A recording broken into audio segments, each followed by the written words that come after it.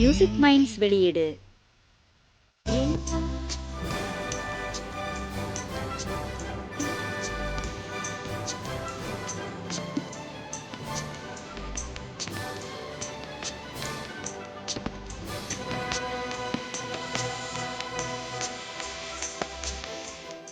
மீண்டுமாக ஆண்டவராகிய இயேசு கிறிஸ்துவின் நாமத்தினாலே இந்த 3ஆம் நாள் கூடுகைக்கு வந்திருக்கிற உங்கள் ஒவ்வொருவரையும், அதற்கு காரணமாயிருந்த அருமையான பேராயத்தின் ஒவ்வொரு அங்கத்தினர்களுக்கும், பேராயர் அவர்களுக்கும் நன்றி சொல்லி, கடந்த 2 நாட்களாக சங்கீத புஸ்தகத்தின் 23வது அதிகாரத்தின் தொடர்ச்சியாக தியானித்து வர கர்த்தர் நமக்கு கிருபை செய்தார். சிறு பிள்ளைகள் முதல் இந்த காரியங்களிலே ஊறிப்போய் கவனமாக கேட்கிறார்கள் என்று இன்றைக்கு என்னை பார்க்க வந்தவர்கள் சொன்னார்கள். ஐயா, என் பிள்ளை ஒரு கூட்டத்திலையும் கேட்கவே மாட்டான், ஆனால் நீங்கள் பேசுகிற அந்த காரியங்கள் அவன் வீட்டிலே வந்து சொல்லும்படியாக அத்தனையாக பேசுகிறான் என்று சொன்ன போது எனக்கு மிகுந்த மகிழ்ச்சியாயிருந்தது. ஆண்டவரை ஸ்தோத்திரித்தேன். வசனத்தின் பேரிலே நமக்கு எத்தனை தாகம் உண்டாகிறதோ அத்தனையாகத்தான் நம்முடைய வாழ்க்கை செம்மையாயிருக்கும் என்பதை நீங்களும் நானும் அறிந்திருக்கிறோம். 4வது வசனத்தின் பின்பகுதியையும் 5வது வசனத்தையும் இன்றைக்கு தியானிக்க போகிறோம். 4வது வசனத்தின் பின்பகுதியை வாசிக்கலாம். தேவரீர் என்னோடு கூட இருக்கிறீர், தேவரீர் என்னோடு கூட இருக்கிறீர், உமது கோலும் உமது தடியும் என்னை தேற்றும், உமது கோலும் உமது தடியும் என்னை தேற்றும். என் சத்துருக்களுக்கு முன்பாக, என் சத்துருக்களுக்கு முன்பாக நீர் எனக்கு ஒரு பந்தியை ஆயத்தப்படுத்தி, நீர் எனக்கு ஒரு பந்தியை ஆயத்தப்படுத்தி என் தலையை எண்ணெயால் அபிஷேகம் பண்ணுகிறீர், என் தலையை எண்ணெயால் அபிஷேகம் பண்ணுகிறீர். என் பாத்திரம் நிரம்பி வழிகிறது, என் பாத்திரம் நிரம்பி வழிகிறது. அருமையானவர்களே, நேற்றைய தினத்திலே நான் நீதியாகிய கிறிஸ்துவுக்குள் வாழ்கிற வாழ்க்கையில இருக்கிற வெற்றி வாழ்க்கையை, பயமில்லாமல் நடக்கிற வாழ்க்கையை குறித்து நான் பேசினேன். ஆனால் அதோடு கூட ஒரு வசனத்தை சங்கீதக்காரன் சொல்லுவதை நீங்கள் கவனிக்க வேண்டும். எனக்கு தேர்தல் எப்படி வருகிறது என்பதையும் சங்கீதக்காரன் அறிந்ததினாலே தெளிவாக சொல்லுகிறான். இன்றைக்கு ஆறுதலையும் தேர்தலையும் ஓடி எப்படியாயிலும் பெற்றுக்கொள்ள வேண்டும் என்று ஜனம் அலைமோதுகிறது. ஆனால் சங்கீதக்காரனுக்கு அதை குறித்த தெளிவான அறிவு அவனுக்கு இருந்ததை நீங்கள் பார்க்கலாம். அவன் தீர்க்கதரிசி அல்லவா? அவன் ராஜாவாக உயர்த்தப்பட்டிருந்த போதிலும் தீர்க்க தரிசன பார்வையோடு கூட வாழ்ந்ததை நீங்கள் பார்க்கலாம். இதற்கு முந்தின சங்கீதமாகிய 22வது சங்கீதத்தில் தான் இயேசுவின் சிலுவை மரணத்திலே அவர் ஆணை கடாவி அவர் குத்தப்பட்டு அவரை சூழ அவருடைய சத்துருக்கள் நின்று எக்காலமிடுவதை அவன் தீர்க்க தரிசனமாக எழுதினதை 22வது சங்கீதத்திலே வாசிக்கிறோம். கவனியுங்கள். அந்த 22வது சங்கீதத்திலே கல்வாரியிலே கிறிஸ்து செய்து முடித்த காரியத்தை, அங்கே எழுதி வைத்திருக்கிற காரியத்தை நீங்கள் பார்க்கலாம். என் தேவனே, என் தேவனே, ஏன் என்னை கைவிட்டீர் என்றுதான் அந்த சங்கீதம் ஆரம்பிக்கிறது. 23வது சங்கீதத்திலே அவன் ஆண்டவர் தன்னை தேற்றுவதற்கான காரியங்களையும் முன்னோடியாகவே பார்க்கிறான். அதை போலத்தான் 24வது சங்கீதத்திலையும் இந்த உலகம் ஆண்டவருடைய ஆட்சிக்குள் வரப்போகிறதையும் பார்க்கிறான். அவன் கடந்த காலத்தையும் இன்றைய நாளையும் வருநாளையும் தீர்க்கமாக பார்க்க அன்றைக்கே தேவனால் நிரப்பப்பட்டிருந்தான் என்று நாம் அறிந்திருக்க வேண்டிய அவசியம் உண்டு. அந்த அறிவின் நிமித்தமாக நம்முடைய ஆத்மாவிலே தேர்தல் எப்படி வரும், நம்முடைய ஆத்மாவுக்கும் நம்முடைய வாழ்க்கைக்கும் தேர்தல் கம்ஃபர்ட் எப்படி வரும் என்பதை புரிந்து கொண்டவனாக அவன் 2 காரியங்களை உபயோகப்படுத்துகிறதை நான் கொஞ்சம் காட்டிவிட்டு இந்த நாளின் செய்திக்குள்ளாக நான் கடந்து போக விரும்புகிறேன். கவனியுங்கள். அவன் மேய்ப்பனுடைய கைகளிலே 2 காரியங்கள் இருக்கிறதை பார்க்கிறான். கர்த்தர் என் மேய்ப்பராய் இருக்கிறார் என்று நீங்கள் சொல்லும் போது இந்த 2 காரியங்களும் அவர் கையில் இருக்கிறதை நீங்கள் மறந்து போக கூடாது. என்ன? ஒன்று ஒரு கோல், இன்னொன்று ஒரு தடி. இந்த 2 காரியங்களும் கர்த்தர் நம்மை தேற்றுவதற்காக வைத்திருக்கிறார் என்பதை நீங்கள் புரிந்து கொள்ள வேண்டும். It is for my comfort. என்னை தேற்றுவதற்காக உமது கோலும் உமது தடியும் என்னை தேற்றும் என்று சொல்லுகிறான். ஒரு மேய்ப்பனை குறித்து பார்க்கும் போது நீங்கள் ஒருவேளை வெறும் கோலோடு மாத்திரம் பார்த்து பழக்கப்பட்டவர்களாக இருக்கலாம். ஆனால் அழகாக வேதத்தை தியானித்து வரையப்பட்ட படங்களிலே அந்த மேய்ப்பனுடைய கையிலே ஒரு கோல், அவனுடைய இடுப்பிலே ஒரு தடி இருப்பதை நீங்கள் பார்க்கலாம். It's a club like thing. ஒரு பெரிய உருட்டு கட்டையை போல அவனுடைய இடுப்பிலே கட்டப்பட்டு தொங்கிக் கொண்டிருப்பதை சிலர் அழகாக வர்ணம் தீட்டி இருப்பார்கள். ஏனையா, என் ஆண்டவர் அன்பானவர் அல்லவா, என்னை நேசமாய் நடத்துகிறவர் அல்லவா, பாசமாய் புல்லுள்ள இடங்களில் நடத்துகிறவர் அல்லவா, அவருடைய கையிலே இப்படிப்பட்ட 2 காரியங்கள் ஏனையா என்று நீங்கள் யோசித்து பார்த்தால் ஒரு காரியம் நமக்கு தெளிவாக தெரியும். என்ன? கோல் என்னை திருத்துவதற்கு, தடி எனக்கு வருகிற ஆபத்தில் இருந்து என்னை தப்புவிப்பதற்கு. God has to do 2 things. தேவன் 2 காரியங்களை எனக்கு செய்ய வேண்டி இருக்கிறது. ஒன்று, என்னை உருவாக்க வேண்டிய பொறுப்பு அவருக்கு இருக்கிறது, என்னை பாதுகாக்க வேண்டிய பொறுப்பும் அவருக்கு இருக்கிறது. எனக்கு விரோதமாக வருகிற ஓநாய்களை, அதை குறித்து நான் பின்னதாக பேசுகிறேன். எப்படிப்பட்ட ஓநாய்கள் என்பதை நான் கொஞ்சம் பேசும்போது உங்களுக்கு புரிந்துவிடும். அந்த ஓநாய்களின் வாய்களிலிருந்து எனக்கு விரோதமாக எழும்புகிற துஷ்ட மிருகங்களின் போராட்டத்தில் இருந்து என்னை காப்பதற்காக அவர் தடியை உடையவராக இருக்கிறார். அது என்னை நோக்கி வரும்போது தன்னுடைய தடியால் அதை தாக்குகிறார், அதை கொல்லுகிறார். அது என்னை கவ்வி பிடிக்காதபடி, அது என்னை தொடாதபடிக்கு அவர் கவனமாக விழிப்போடு கூட இருக்கிறார்.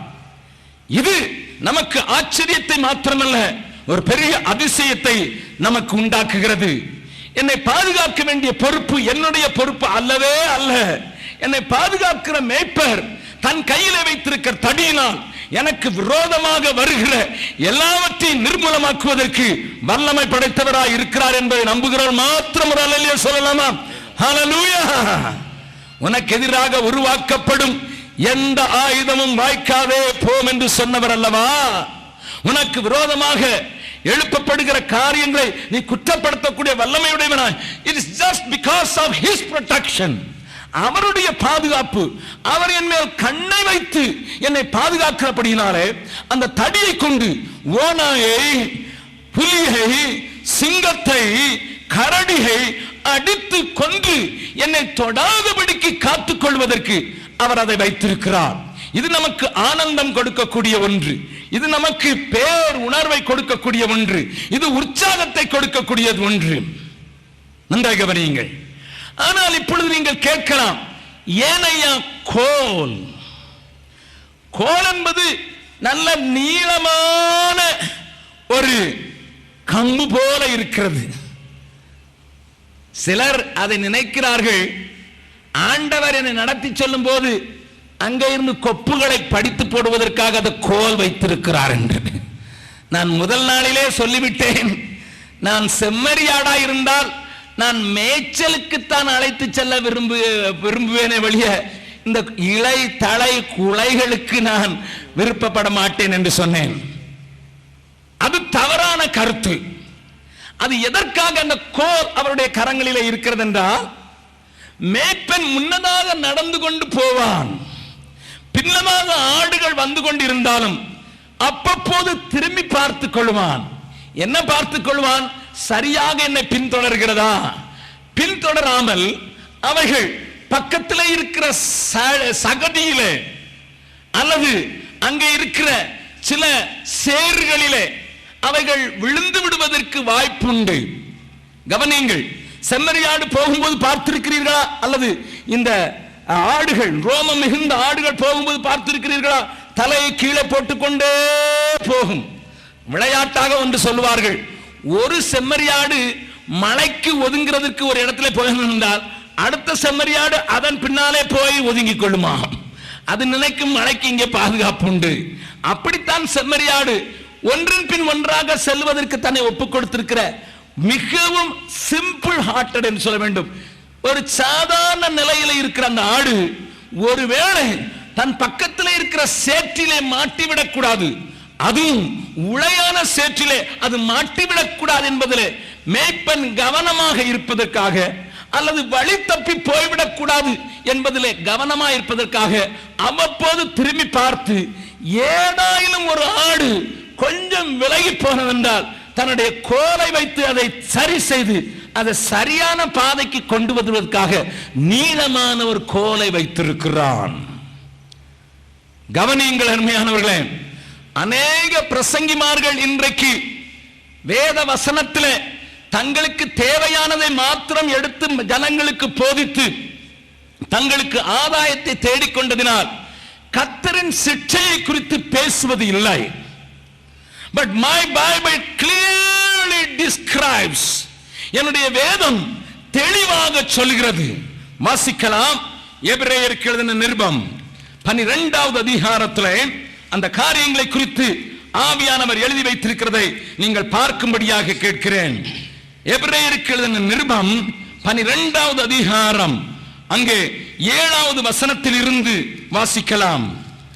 நீங்கள் சிட்சையை சகிக்கிறவர்களாயிருந்தால், நீங்கள் சிட்சையை சகிக்கிறவர்களாயிருந்தால் தேவன் உங்களை புத்திரராக எண்ணி நடத்துகிறார். தேவன் உங்களை புத்திரராக எண்ணி நடத்துகிறார். தகப்பன் சிட்சியாத புத்திரன் உண்டோ? தகப்பன் சிட்சியாத புத்திரன் உண்டோ?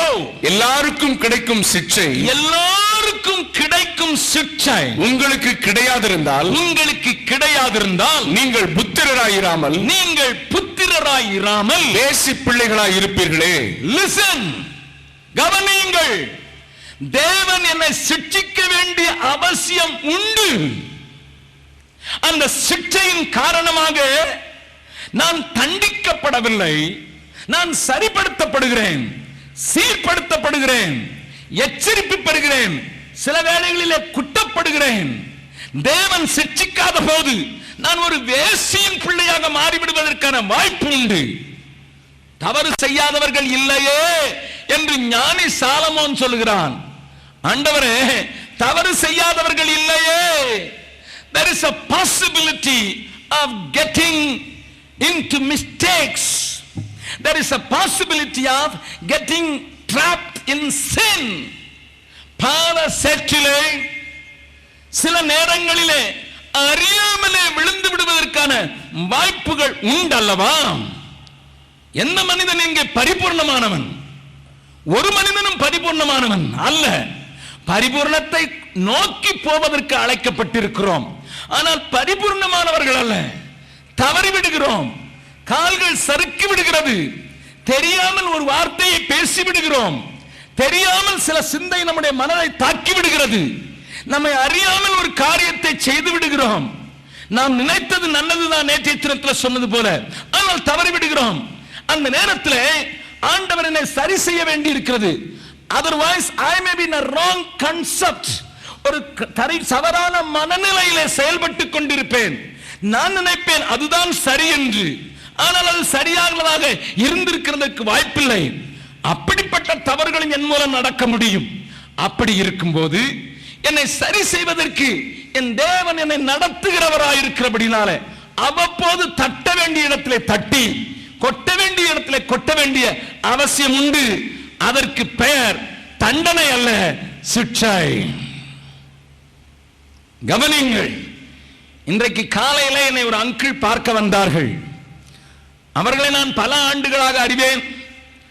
அவருடைய பிள்ளைகளும் என்னுடைய ஊழியத்தில் இருக்கிறார்கள். கர்த்தருக்கு பயந்து நடக்கிறவர்கள், நல்ல குடும்பத்தார். என்னை பார்க்க வந்தார்கள். பார்க்க வந்தபோது அவர்கள் ஒரு காரியத்தை சொன்னார்கள். என்னுடைய இதயத்துக்கு அது ஏற்றார் போல் இருந்தது. உங்களுக்கும் சொல்லுகிறேன். என்ன சொன்னார்கள்? பிரதர், உங்களுக்கு தெரியுமா, எனக்கு டிசம்பர் மாதத்தில் கண்ணிலே ஒரு ஆபரேஷன் நடக்க வேண்டியது இருந்தது. நான் சொன்னேன், உங்கள் பிள்ளைகள் சொன்னார்கள் நாங்கள் உங்களுக்காக ஜெபித்தோம் என்று. அப்பொழுது அவர் சொன்னார், இப்பொழுது நான் எனக்கு வைக்க மாட்டப்பட்டிருக்கிற கண் அது பொய்யான கண். எப்படி பொய்ப்பல் மாட்டியிருக்கிறார்களோ அப்படி எனக்கு கண்ணையும் பொய்யான கண் மாட்டியிருக்கிறார்கள். என்னுடைய உண்மையான கண்ணை நான் பிறந்த போது எனக்கு கிடைத்த கண்ணை பிடுங்கி எடுத்து விட்டார்கள். எனக்கு அப்பொழுது பொய்க்கண் மாட்டியிருக்கிறார்கள். பார்ப்பதற்கு தெரியாது. நான் இரவிலே படுக்கும்போது அதை எடுத்து வைத்து விட்டு பின்பு காலையிலே அதை கழுவி நான் மறுபடி மாட்டிக்கொள்கிறேன். ஆகையினாலே பார்க்கிறவர்களுக்கு தெரியாது. ஆனால் எனக்கு அந்த கண் இது செயற்கையான கண். அவர்கள் சொன்னார்கள். அப்பொழுது அவர்கள் அந்த விபத்து நடந்த காரியத்தை கொஞ்சம் விவரித்தார்கள். எப்படி தான் விழுந்து விட்டேன், அதற்கு பிறகு கண்ணிலிருந்து தார தாரையாய் ரத்தம் வெளிவந்ததை அவர்கள் விளக்கினார்கள். அதற்கு பிறகு நான் சுகதேவியாய் இருக்கிறேன் என்றும் சொன்னார்கள். என் பிள்ளைகள் அன்றைக்கு எனக்கு உதவி செய்ததினால நான் இன்றைக்கு உயிரோடு இருக்கிறேன். ஆஸ்பத்திரிக்கு எடுத்துக்கொண்டு வந்தார்கள்.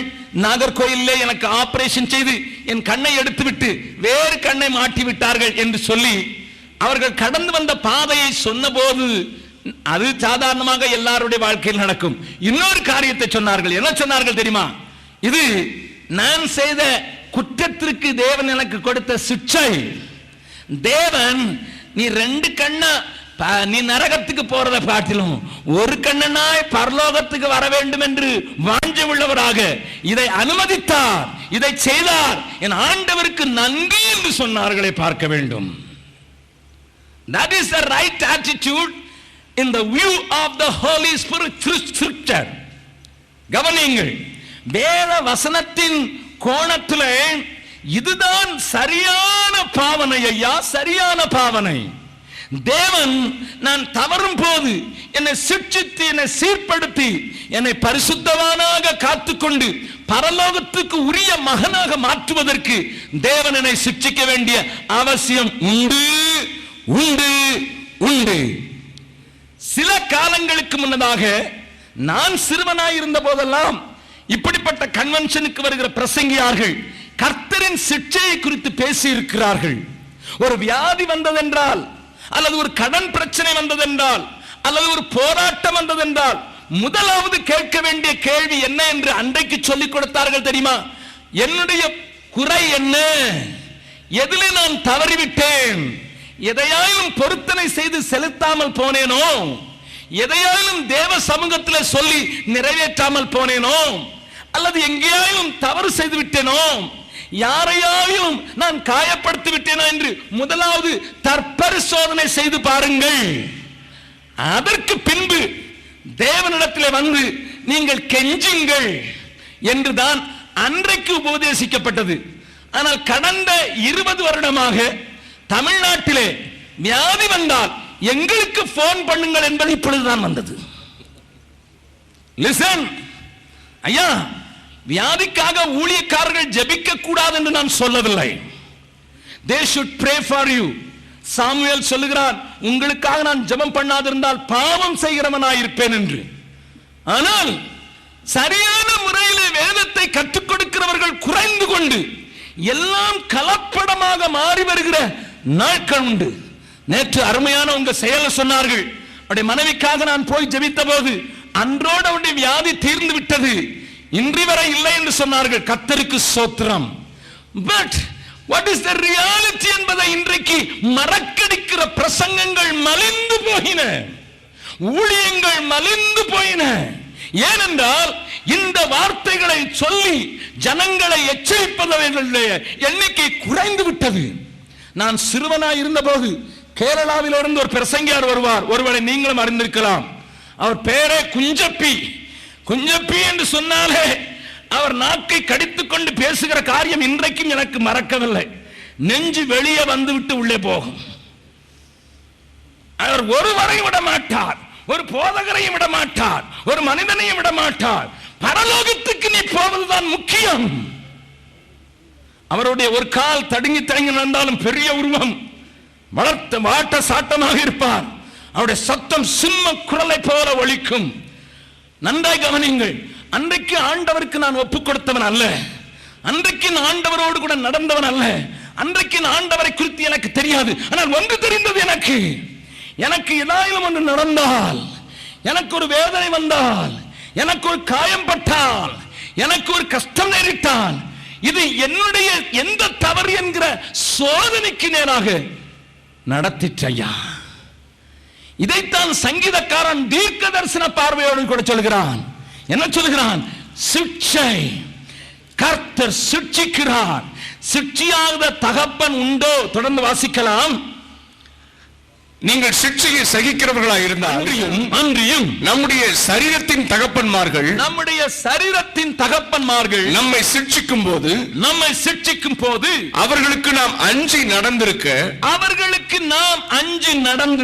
நாம் பிழைக்கத்தக்கதாக ஆவிகளின் பிதாவுக்கு வெகு அதிகமாய் அடங்கி நடக்க வேண்டும் அல்லவா அவர்கள் தங்களுக்கு நலம் என்று தோன்றினபடி கொஞ்ச காலம் சிட்சித்தார்கள் இவரோ தம்முடைய பரிசுத்தத்திற்கு நம்மை நடத்துகிற நல்ல மேய்ப்பனாகிய இவரோ தன்னை பலியாக கொடுத்து உன்னை மீட்டுக் கொண்ட இவரோ தன்னுடைய இரத்தத்தை ஒரு சொட்டு கூட வைத்திராமல் இருந்த இவரோ தம்முடைய பரிசுத்தத்திற்கு நாம் பங்குள்ளவர்கள் ஆகும் பொருட்டு நம்முடைய பிரயோஜனத்துக்காகவே நம்மை சிக்ஷிக்கிறார். கரங்களை தட்டி ஆண்டவரை மகிமைப்படுத்தலாமா? நம்முடைய பிரயோஜனத்திற்காகவே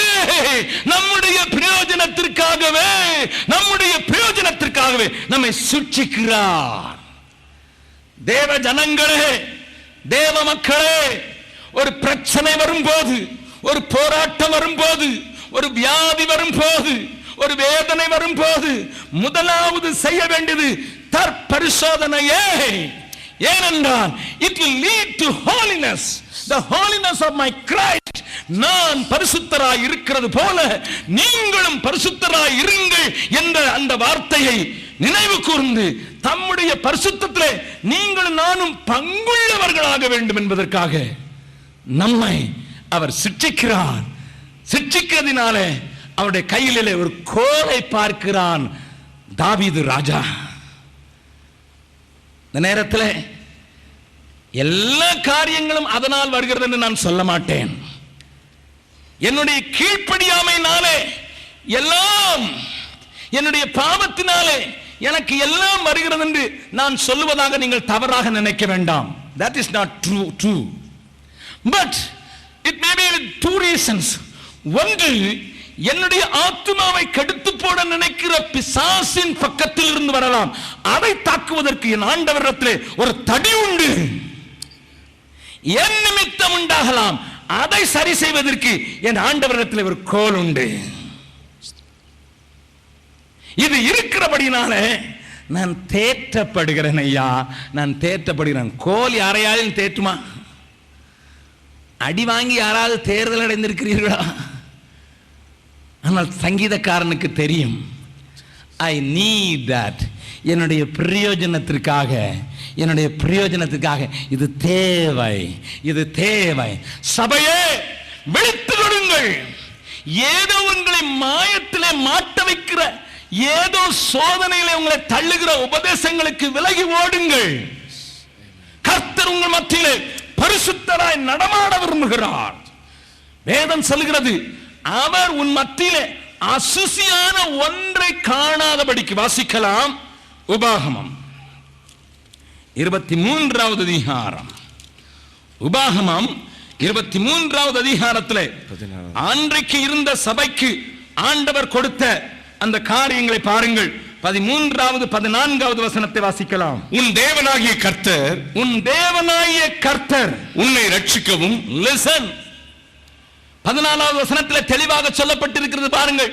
உன் தேவனாகிய கர்த்தர் உன்னை ரட்சிக்கவும், உன் சத்துருக்களை உனக்கு ஒப்புக்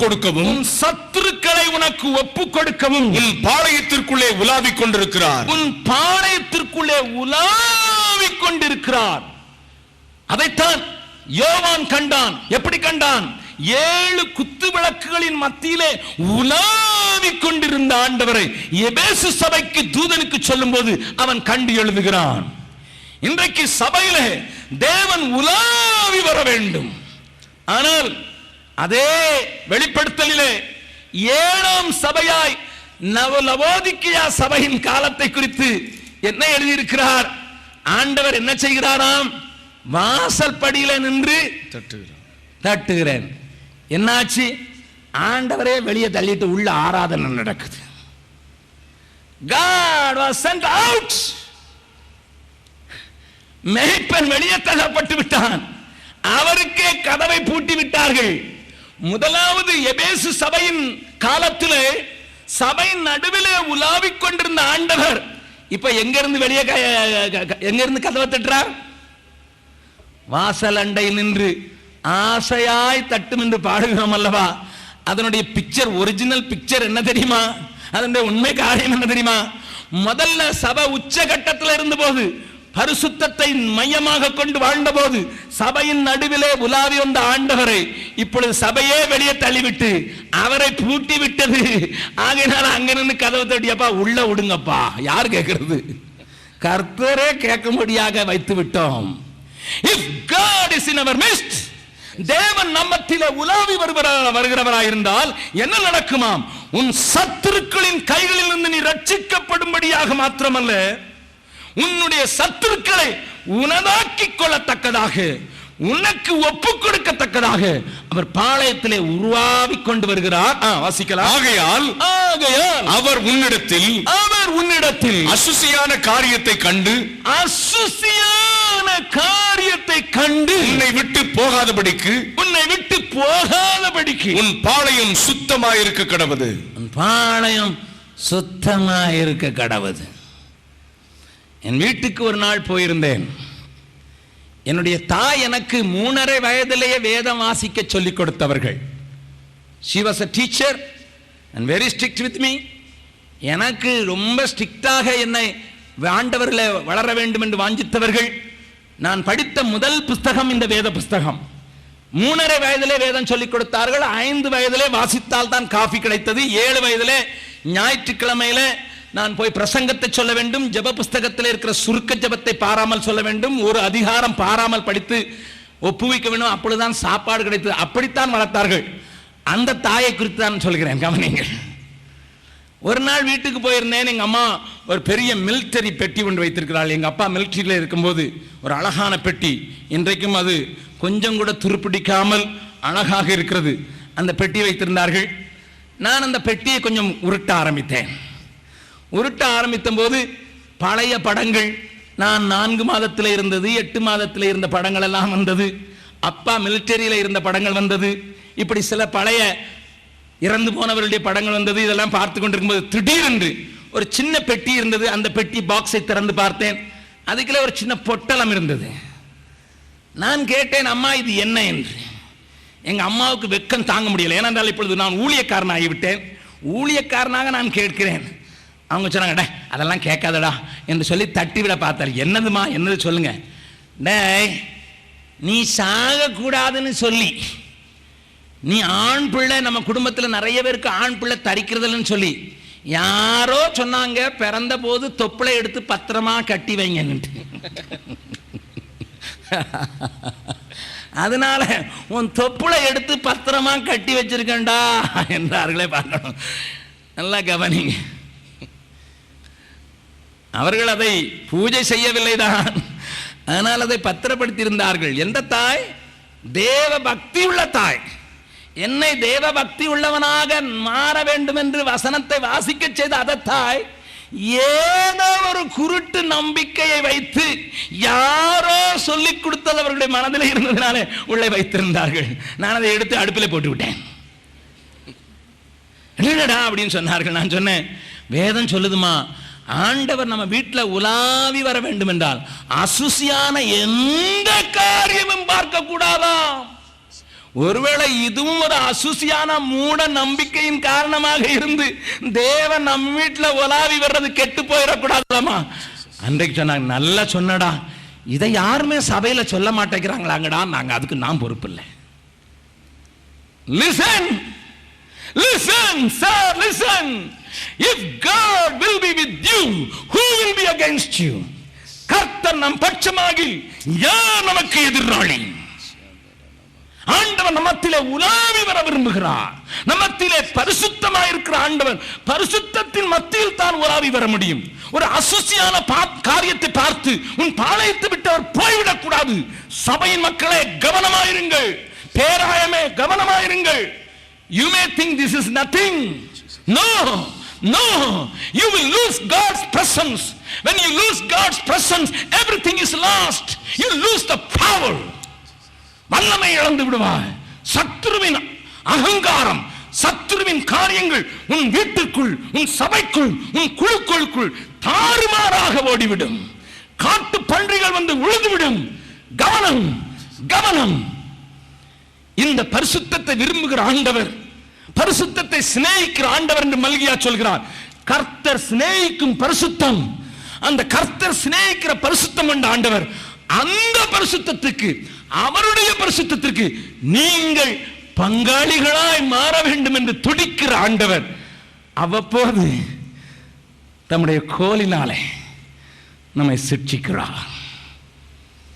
ஆகையினாலே பிரச்சனை வரும்போது அங்கே இங்கே எழுதி போடுவதை நிறுத்திவிட்டு, அவர்களை கூப்பிடுறதை இவர்களை கூப்பிடுகிறதை நிறுத்திவிட்டு, முதலாவது தற்பரிசோதனை செய்து பாருங்கள். Is there anything which I have to set right? Then you ask others to pray. மற்றவர்களை ஜெபிக்க கூப்பிடாதீங்கள் என்று நான் சொல்லவில்லை. மற்றவர்களை ஜெபிக்க கூப்பிடும்படியாக உங்களை தற்பரிசோதனை செய்து பாருங்கள். If you don't find anything, then you call. Then God's people will come for your help. அப்பொழுது கர்த்தர் எழுந்து அங்கே எழும்பி நிற்கிற சத்துருவின் கோட்டத்தை, சத்துருவின் அட்டகாசத்தை தன்னுடைய தடியினாலே நுறுக்கி போடுவார். அடுத்த காரியத்திலே என்ன சொல்கிறது? சத்துருக்களுக்கு முன்பாக பந்தியை ஆயத்தப்படுத்தி. ஐயா, கிறிஸ்தவர்களுக்கு சத்துரு உண்டோ? ஒரு பெரிய கேள்வி. சத்துருக்களுக்கு முன்பாக பந்தியை ஆயத்தப்படுத்தி என்று சொல்லுகிறாரே, அப்படி என்றால் என்ன அர்த்தம்? தாவீதின் காலத்திலே அவன் ஒரு காரியத்தை சொல்லுகிறான். வாசிக்கலாம். சங்கீதம் 139 21வது 22வது வசனத்தை தாவீதின் சங்கீதத்திலிருந்து வாசிக்கலாம். 139 21 22. கர்த்தாவே, கர்த்தாவே, உம்மை பகைக்கிறவர்களை நான் பகையாமலும், உம்மை பகைக்கிறவர்களை நான் பகையாமலும், உமக்கு விரோதமாய் எழும்புகிறவர்களை அருவருக்காமலும் இருப்பேனோ? உமக்கு விரோதமாய் எழும்புகிறவர்களை அருவருப்பாமலும் இருப்பேனோ? முழு பகையாய் அவர்களை பகைக்கிறேன், முழு பகையாய் அவர்களை பகைக்கிறேன். அவர்களை எனக்கு பகைஞராக எண்ணுகிறேன், அவர்களை எனக்கு பகைஞராக எண்ணுகிறேன். நன்றாய் கவனிங்கள். பழைய ஏற்பாட்டு பக்தன் தான். அவனுக்கு சொல்லப்பட்டதெல்லாம் நியாயப்பிரமாணம் ஒன்றுதான்.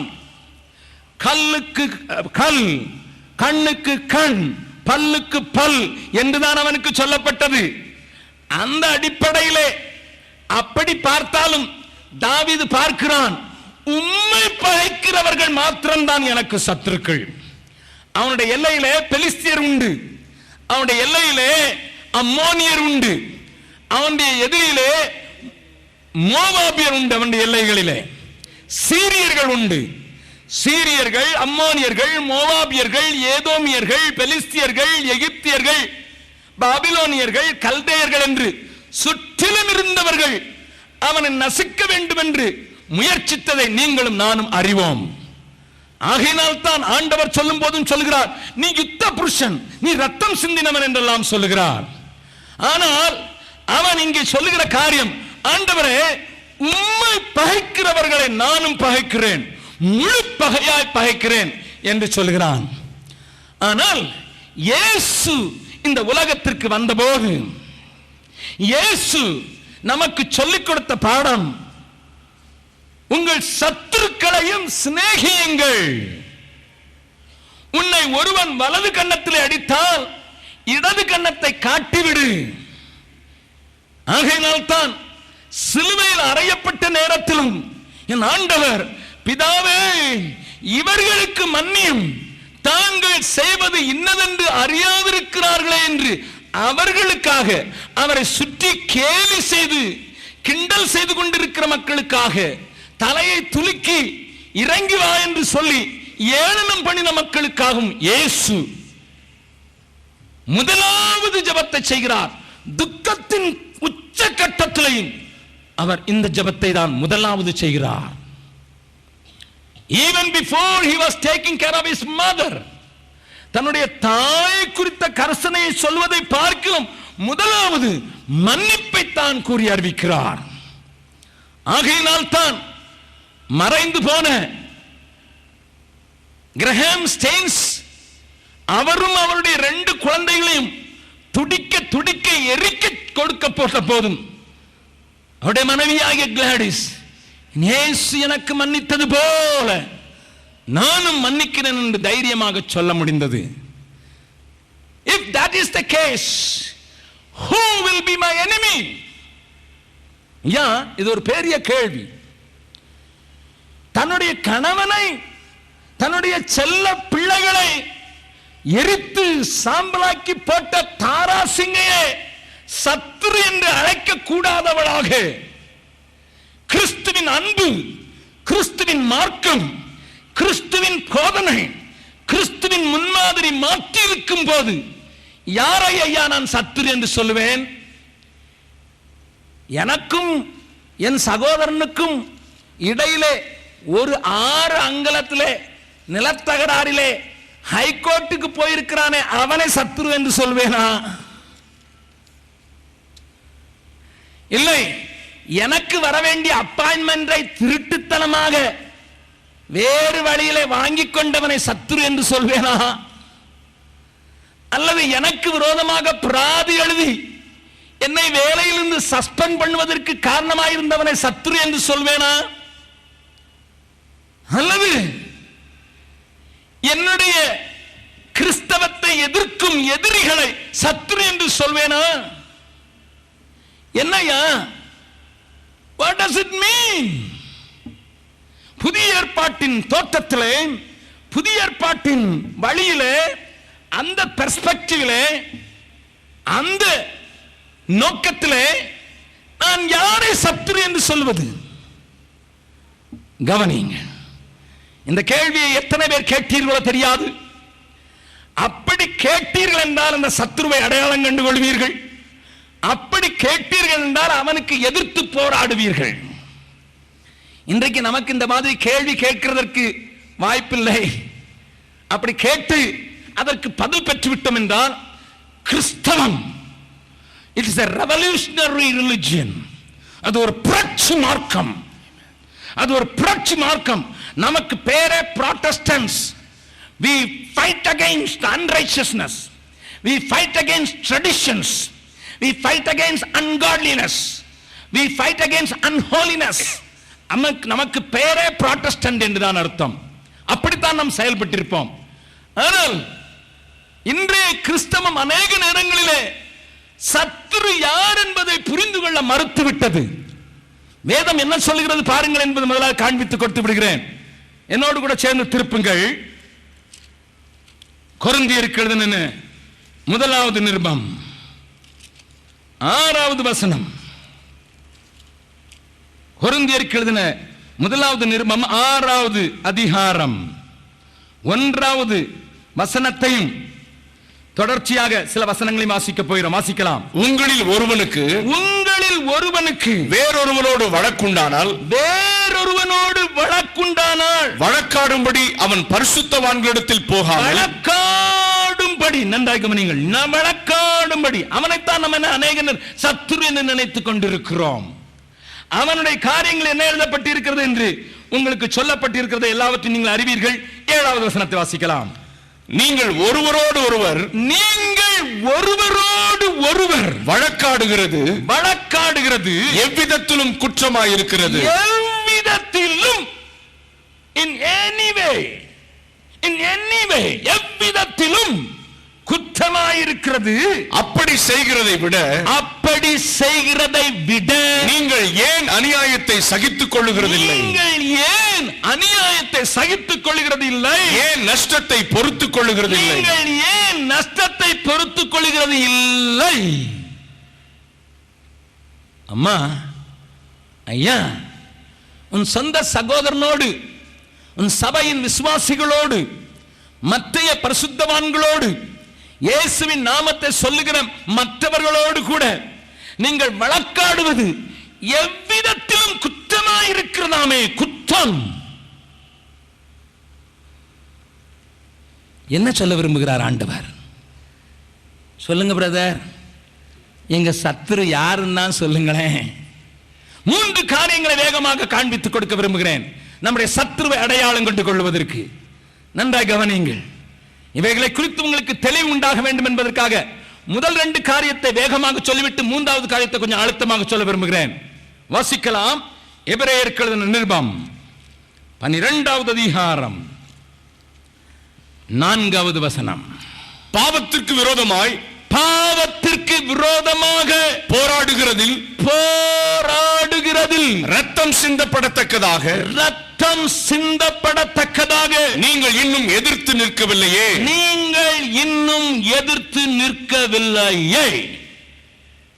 அம்மா, ஐயா, கவனமாய் கேளுங்கள்.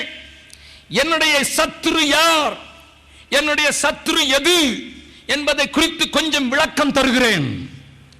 நீங்கள் ஏற்றுக்கொள்ள மனதாயிருந்தால் ஏற்றுக்கொள்ளலாம். இங்கே ஆண்டவருடைய வார்த்தை தெளிவாக சொல்கிறது, பாவத்துக்கு விரோதமாக போராடுகிறதில் நீங்கள் இன்னும் ரத்தம் சிந்தப்படத்தக்கதாக எதிர்த்து நிற்கவில்லை என்று ஆவியானவர் நம்மளை பார்த்து ஒரு கேள்வி கேட்கிறார். ஆணுக்கும் திருமணம். ஹலோ,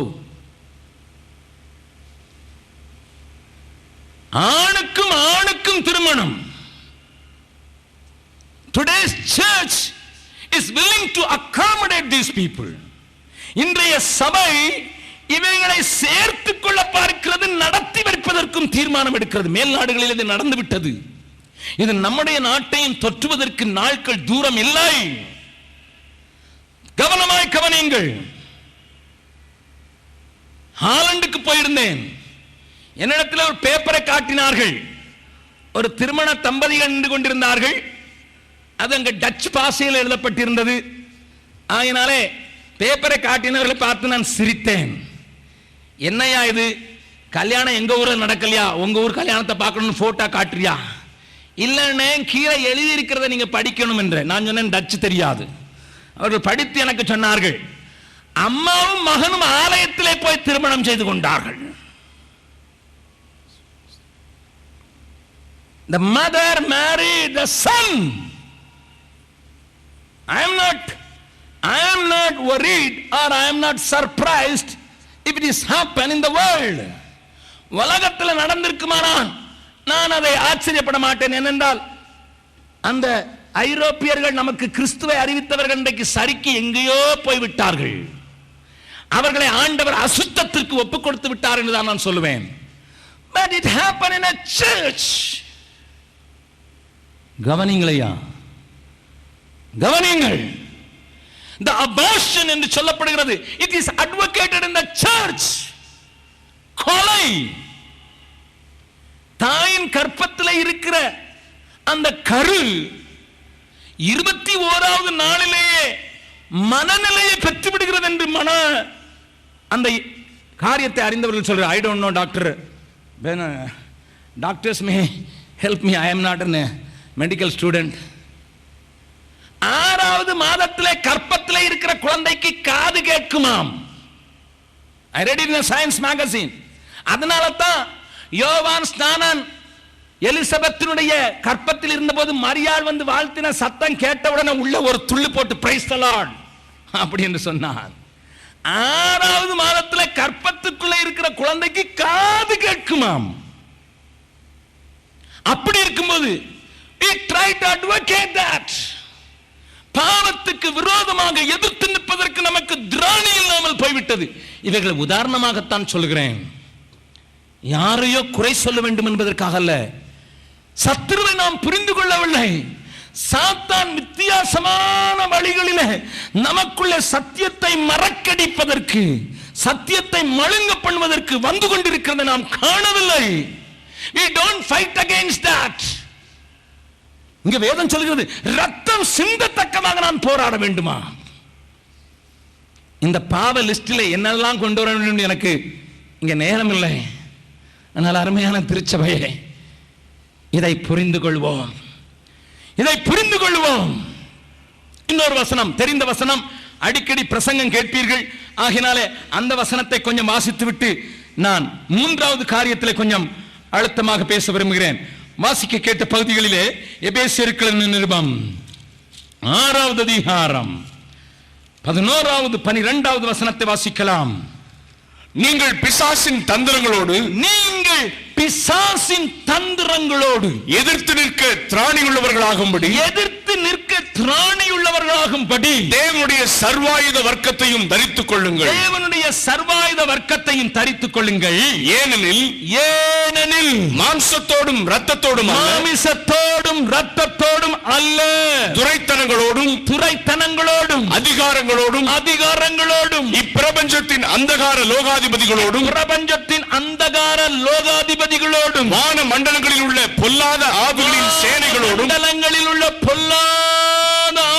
சேனைகளோடும் நமக்கு போராட்டம் உண்டு. நமக்கு சத்துரு சாத்தானும் அவரை சேர்ந்த கூட்டத்தாரும். இதை குறித்து ஏராளமாக நாம் கேட்டிருப்போம். உங்களுடைய போதகர்கள் உங்களுக்கு போதித்திருப்பார்கள். சர்வாயுத வர்க்கத்தை எடுத்துக்கொள்ள வேண்டிய அவசியத்தை சொல்லியிருப்பார்கள். விசுவாசம் என்னும் கேடகத்தை எடுத்துக்கொண்டு போராட வேண்டிய அவசியத்தை சொல்லியிருப்பார்கள். நீதியை தரித்துக் கொள்ள வேண்டிய அவசியத்தை காட்டியிருப்பார்கள். சத்தியம் என்கிற அந்த காரியங்களை அரைக்கச் செய்யும் இரட்சண்யம் என்னும் தலைச்சிராவை குறித்து ஏராளமாய் பேசியிருப்பார்கள். உங்களுக்கு அது இன்னும் வேண்டும் என்றால் நான் சர்வாயுத வர்க்கங்கள் என்று சொல்லி 6 கேசட் பேசியிருக்கிறேன். அவைகளை நீங்கள் கேட்டு பார்த்தால் இந்த சர்வாயுத வர்க்கங்களின் காரியங்கள் என்ன என்று விளங்கும். என்னுடைய செய்திகள் எல்லாம் இங்கே கிடைப்பதில்லை. ஏனென்றால் 500க்கு மேலான தலைப்புகளில் நான் பேசியிருக்கிறேன். 500க்கு மேலான கேசட்டிலே நீங்கள் கண்டுபிடிக்க வேண்டியிருக்கும். ஆனால் சொல்லுகிறேன், கவனியுங்கள், நன்றாக கவனியுங்கள். வேதம் தெளிவாக சொல்கிறது, அந்தகார சக்திகளோடு வான மண்டலங்களிலே உலாவிக் கொண்டிருக்கிற பொல்லாத ஆவியின் சேனைகளோடு நமக்கு போராட்டம் உண்டு. அதுவும் ஒரு சத்துரு. இதை நமக்கு ஒருவேளை காண முடியாது, காணக்கூடாமல் இருக்கிற இந்த சத்துருவை குறித்து நமக்கு அறிவு உண்டு. பட் மோர் than that, அவைகளை காட்டிலும் இன்னொரு சத்துரு நம்மத்தில் தாராளமாய் ஏராளமாய் உலாவி வருகிறான். அவனை குறித்து தான் உங்களுக்கு அடையாளம் காட்ட வேண்டிய அவசியம் உண்டு. திருப்புங்கள் என்னோடு கூட சேர்ந்து அப்போஸ்தலர் நடபடிகள் 20வது அதிகாரம். பவுல் சொல்லுகிறான், கவனிங்கள் அம்மா, கவனிங்கள் ஐயா. பவுல் தெளிவாக சொல்றான், நான் போன பின்பு மந்தையை தப்ப விடாத கொடிதான ஓநாய்கள் உங்களுக்குள்ளே வரும். கொஞ்சம் நிறுத்துங்கள். சத்துருவை அடையாளம் கண்டு கொள்ளுங்கள். தாயே, சபையின் மூப்பர்களே, சபையின் கமிட்டியில் இருக்கிறவர்களே, உங்களுக்கு எதிர்பார்ட்டியில் இருக்கிறவர் உங்கள் சத்ரு அல்ல. அடுத்த எலெக்ஷன்ல அவர் வருவாரா இல்லையா, காலம் இப்பவே வரணுங்கிறதெல்லாம் விட்டுட்டு இந்த சத்ருவை புரிந்து கொள்ளுங்கள் ஐயா, புரிந்து கொள்ளுங்கள் அம்மா. லிசன், கவனி.